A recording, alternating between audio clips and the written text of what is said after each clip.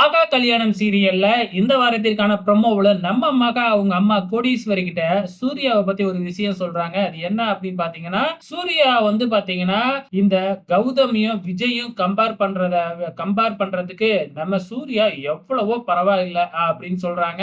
கோடீஸ்வரி இப்பதான் உனக்கு இது தெரியுதா அப்படின்னு சொல்லிக்கிட்டு இருக்கும் பொழுதே இந்த பக்கம் நம்ம தாத்தா சூர்யா கிட்ட மல்லிகைப்பூ அல்வாவெல்லாம் கொடுத்து நீ என்ன செய்வியோ ஏது செய்வியோ எனக்கு தெரியாது, இன்னும் ஒரு வருஷத்துல இந்த வீட்டுல ஒரு குழந்தை வரணும் அப்படின்னு சொல்லி அனுப்பி வைக்கிறாங்க. இங்க சூர்யா என்ன சேர்ந்து இதை கொண்டு போய் எப்படி மகா கிட்ட கொடுத்தா மகா என்ன நினைச்சுக்கோளோ அப்படின்னு அப்படியே பயந்து பயந்து மகாவுக்கு தெரியாம ஒரு இடத்துல ஒளிய வச்சிடறாப்ல.